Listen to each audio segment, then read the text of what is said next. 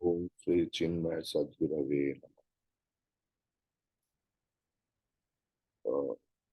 350, 351.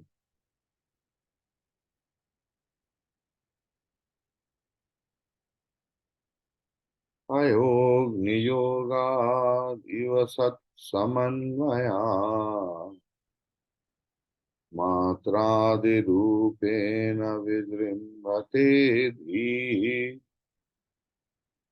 Tat Karyame Tad Vitayam Yato Mrisha Drishtam Ramaswapnamanoratheshu Tato Vikara Prakritiraham Mukha Dehavasana Vishayasya Sarve Kshanenyatha Bhavitaya Yamisham Asatvamatma tu kadapi nanyatha. So we have seen that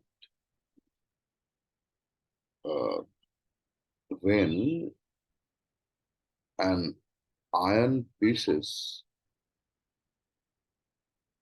is in contact with fire, it absorbs the heat and the luminosity of the fire, and after a sufficiently long time, it will be difficult to tell which is the glowing iron piece and when the burning piece of charcoal.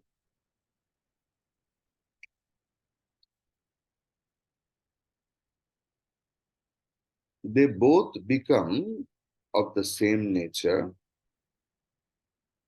Similarly, when the not self, the matter, is in contact with the self, the consciousness, it acquires the semblance of consciousness. If the iron piece is removed from the fire and for a time kept away from it, the fire of the iron drains away to the elemental fire and the iron reverts to its own nature. Iron by nature is heavy, black, and cold to touch. A glowing piece of charcoal is lightweight, golden, and hot to touch. Both have distinctly opposite characteristics. So, a piece of iron can never be mistaken for a burning piece of charcoal. Yet, if the iron is kept in the fire for a sufficiently long time, the qualities of the fire are transferred to the iron piece, and the iron's own qualities are temporarily not available at all. The body, mind, and intellect are inert and insentient by themselves. But when they are in contact with the self, it lends its glory to them and they seem to be divine by themselves. The body, mind, intellect are brilliant only as long as they are alive. Once the life is removed, they lose their capacities for perceiving, feeling, and thinking. The knowing principle behind the intellect, when it suffuses the thoughts, it becomes the knower. Conscious thoughts of the intellect constitute the knower, but there cannot be any knower unless there is something to be known. Thus, the Atma functioning through the intellect not only becomes the knower, but also the world to be known. The subject and the objects of the world are both the play of the consciousness through the intellect. When the intellect is hushed up with chloroform, or when it has folded up in deep sleep, the subject-object game ends. When thrilled by the self, it is the intellect itself which manifests as the subject and the object. So both are the effects of the light of consciousness functioning through the intellect equipment. In fact, the subject-object relationship is false and unreal. Dream, delusion, and imagination are examples. It is I myself who becomes the experiencer and the objects experienced in my day-to-day life. The subject, the object, and their play are all in me myself. In my mental wool gathering, the subject and the objects are my own projections. Similarly, all that I see at this moment are the delusory creations of my own intellect, which has its capacity to protect them from the self. The Atma has not done anything by itself. It never does. The intellect, which is made up of matter, comes to shine in the light of consciousness. The spirit suffuses it, and thereafter the mind-intellect equipment becomes thrilled with this capacity to project. Thus, the entire world with its subject-object relationship gets projected. The intellect, gathering the semblance of consciousness from the self, becomes the subject, the objects, and their relationship. The subjective world consisting of the ego means perceiver, feeler, thinker. So the subjective world consisting of the ego the vasanas, the equipments of experience, the gross, the subtle, and the causal bodies, and the world of objects, consisting of objects perceived, the emotions felt, and the thoughts entertained, are all projected by the mind, fired by consciousness. The very nature of the entire creation is such that it never remains the same. Moment to moment, it transforms into something else. Anyatha bhava, never permanent, it is ever changing and therefore unreal. The changeless is the real. The Atma is something other than the intellect, and it never becomes anything other than itself. It knows no change. It is of its own nature at all time.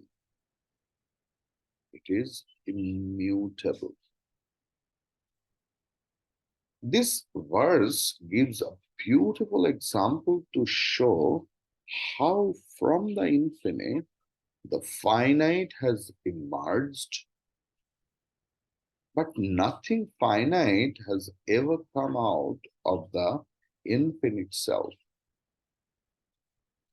Then how is it that we are experiencing them? Such questions would normally arise.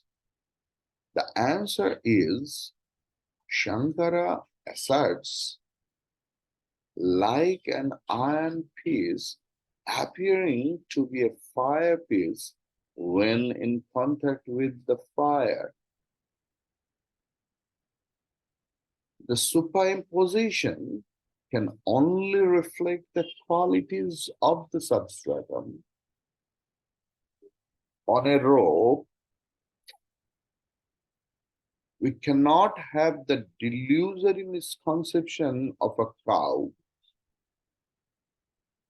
And superimposition is always mutual. It cannot be one way only.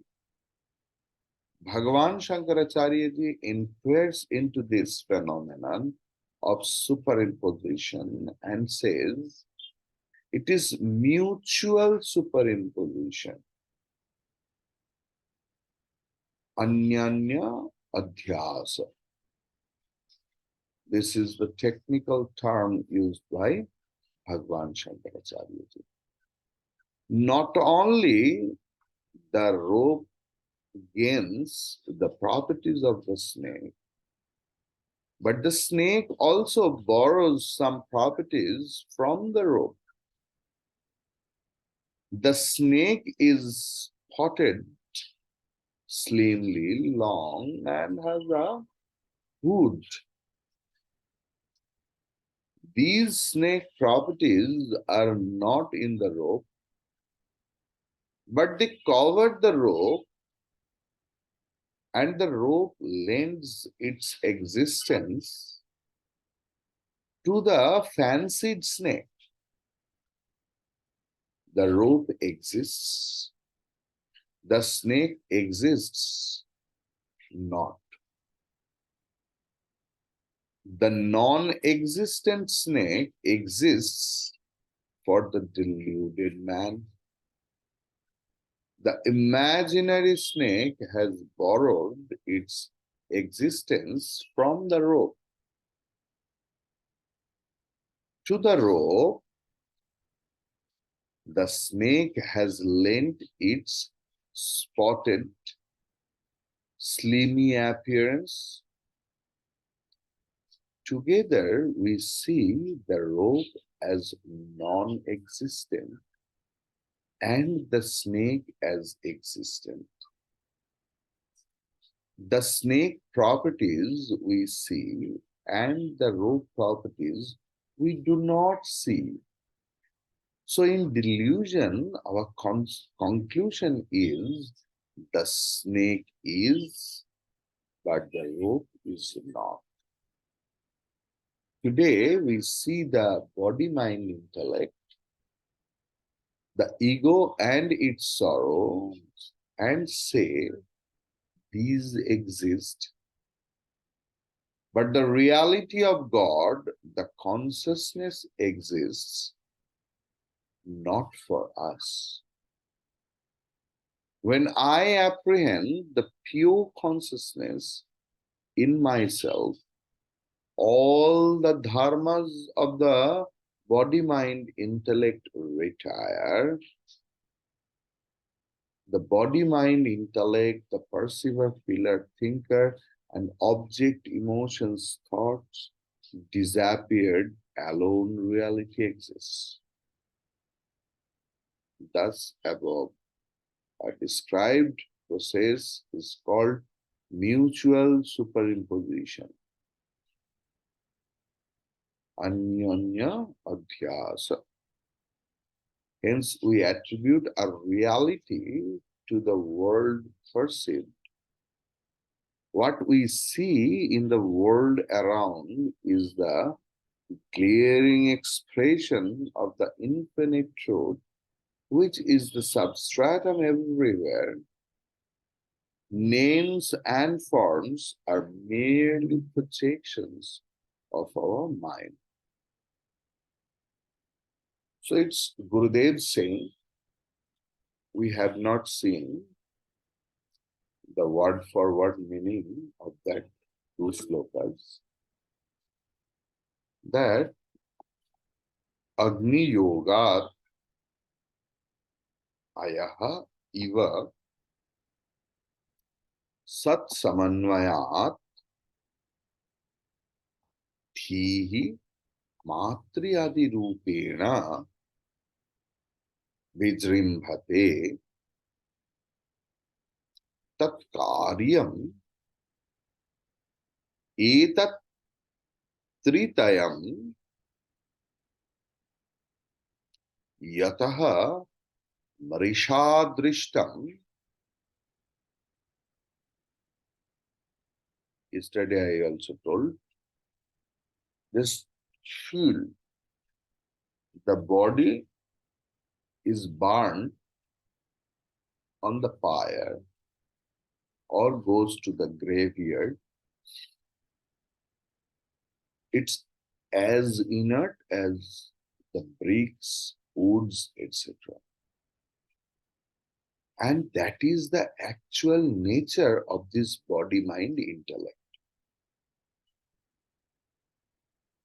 But in contact with Atma, they leave their inert dharma and takes up the dharma, means consciousness, from the consciousness. And there is a mutual superimposition. So immutable, infinite Atma appears as if it is finite. Like iron ball is black, heavyweight, and cold. But when it comes in contact with the fire,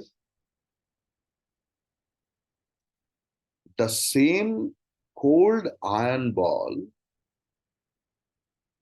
becomes very hot. That black iron ball becomes luminous. And as if it is not iron ball, it is fireball. In the same time, it is a mutual superimposition. So fire which has no weight So as if fire is little bit wetty, fire has no shape, it gets its own shape. Clear? So that is called mutual superimposition. If we know it, there is no problem.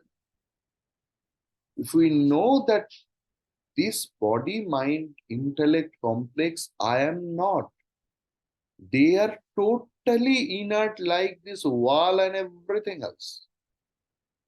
It appears as conscious because the consciousness is in the close proximity.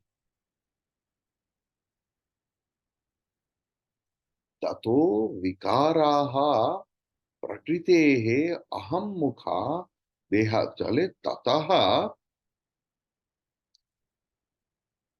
aham mukhaha देहावसानाः सर्वे प्रकृतेः विकाराः विषयाः च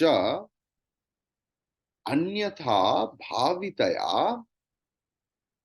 अमीषां हि असत्वं तु आत्मा कदापि अन्यथा न.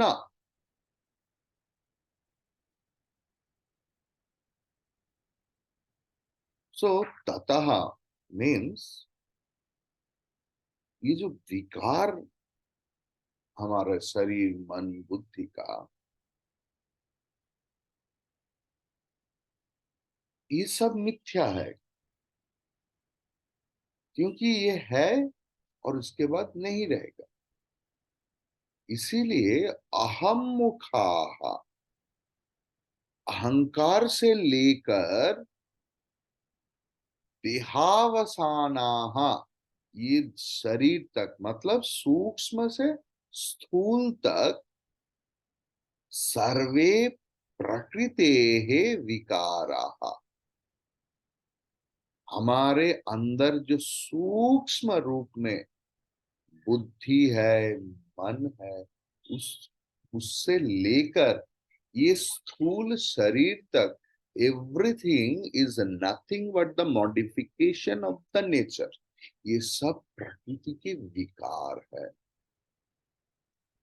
विषयाः च क्षणे अन्यथा भावितया अमीषात् ही असत्वम. सारे जो विषय हम लोग देखते हैं हमारे सामने, पशु प्राणी जीव जड़, जो भी हम लोग देखते हैं, ये हर पल में परिवर्तित होता है. क्षणे अन्यथा भावितया, अन्य रूप ले रहा है. इसीलिए हमेशाम ही अवश्य रूप में असत्वम, जिनका कोई सत्ता ही नहीं. तू, बट, लेकिन, किंतु आत्मा कदापि अन्यथा न, आत्मा की विकार कभी नहीं होता, कभी संभव ही नहीं. क्लियर?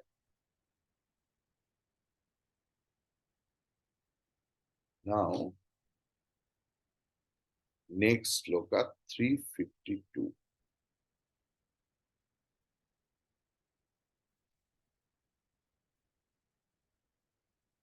नित्याद्वयाखण्डचिदेकरूपः बुद्ध्यादिसाक्षे सदसद्विलक्षणः अहं पदप्रत्ययलक्षितार्थ प्रत्यक्सदानन्दघनः परात्मा. Nityadvaya khanda chidekarupa buddhyadi sakshi sadasad vilakshanaha aham pada pratyaya lakshitartha pratyak sadananda ghana paratma. What is the word for word meaning? The word for word para atma means Paramatma, the Supreme Being, Nitya Advaya Akhanda Chit Eka Rupaha, eternal Sanatana. Advitiya means Dvitiya Rahita, non-dual, one without a second. Akhanda, partless. Chaitanya Swarupa, consciousness by nature. And Eka Rupa, it is one and only. There is no vikar. Buddhi Adi Sakshi, who is the witness of intellect, mind, body, and the Jagat, the witness, Sat Asat Vilakshana. It is beyond subtle and gross. Aham pada pratyaya lakshitartha. Aham pratyay ki lakshitartha. Matlab, we know that there is lakshyartha and vachyartha. So, what is the vachyartha? Suppose a taxi, we see, we call. So, vachyartha is something different. Lakshyartha is something different. So, like Tattvamasi, that Tvam Asi, the whole universe is you only. If you think, or if anyone says that whole universe and you as a 5 feet 3 inches tall, and Upanishad is telling that you are that, are you crazy? Then we have to go for the Lakshartha. That Tat means the essential nature of the universe, and Tvam means the essential nature of you. Both are same. Likewise, Aham Pada Pratyaya Lakshitartha is Aham, मैं जो मैं कर रहा हूं, इसका जो लक्ष्यार्थ, ये प्रत्यक सत आनंद घन. तो प्रत्यक मीन्स हर वस्तुओं का साक्षी, witness of everything else, and sat means sada, always. How? Ananda ghanaha, bliss in nature. Clear? So, what Gurudev says,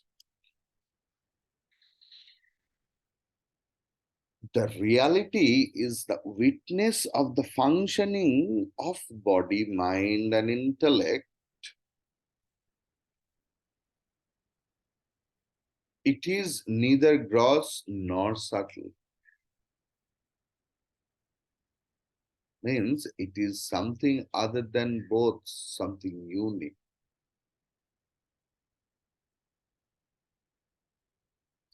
So these are the judgments of the intellect, that a thing is gross or subtle, that it exists or does not exist. So with certain standards of understanding, we classify things as existing or non-existent. It's a relative. He's a good boy or he's a bad boy. There is some measuring rod. With that respect, we call someone else good, someone else bad. We have some measuring unit. The whole world we judge, our judgment is so relative. From my perspective, she is bad, she is worse, she is nothing, he is everything. There is a mental stratum that my son is wonderful. His son, no, no, no, no, no, not like my son. My daughter is wonderful. Her daughter, no. Exam में 4 subject में fail हुआ मेरा बच्चा, पड़ोसी के बच्चा को तो 6 सब्जेक्ट में फेल हुआ, उससे तो बेहतर है मेरा बच्चा.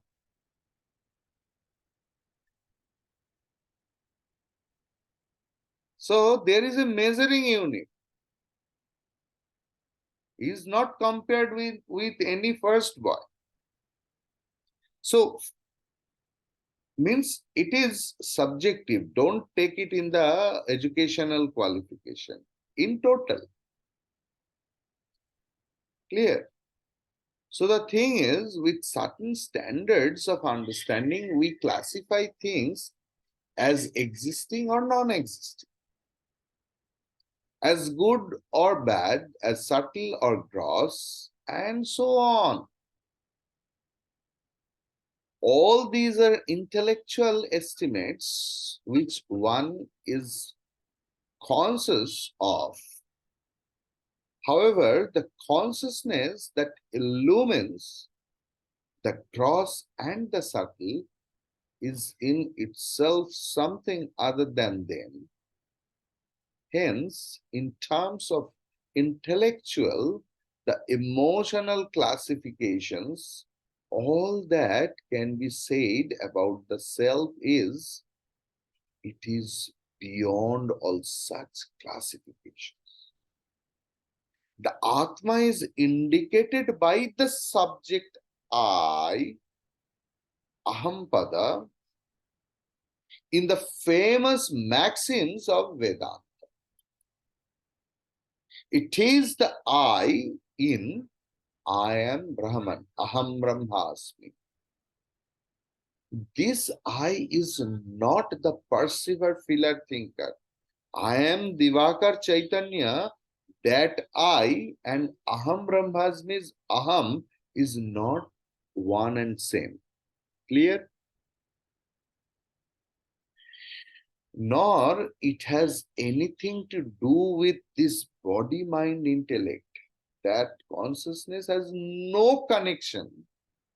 That supreme I has no connection with my smaller I, which is speaking, which is listening, which is something has small agendas.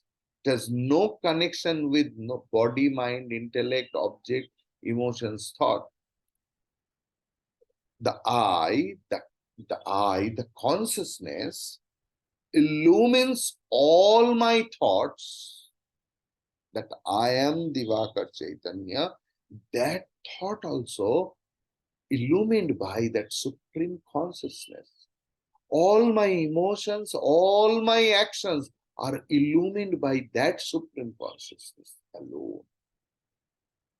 That consciousness is the true I, which is present everywhere.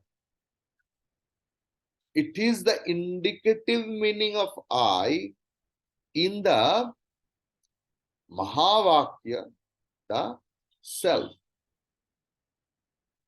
To experience this Supreme Self, he will have to go into the very subject of our beings. At all times, the Self is a totality of bliss. This is so because there is no sorrow in it, which can be weighed against any measure of happiness. The causes for these sorrows are this body, mind, intellect, this ego, perceiver, feeler, thinker, or the outside object, emotions, thought, etc. When these are transcended, all agitation ends. Where there is agitation, there is sorrow. Therefore, in terms of our present experiences of the mind and the intellect, the Atma is described as Ananda Ghana. Means, you just think in a different way. Suppose a doll made of salt, if approaches to the ocean, it will be merged, it will be disappeared, it will be dissolved totally. And it will lose its all properties.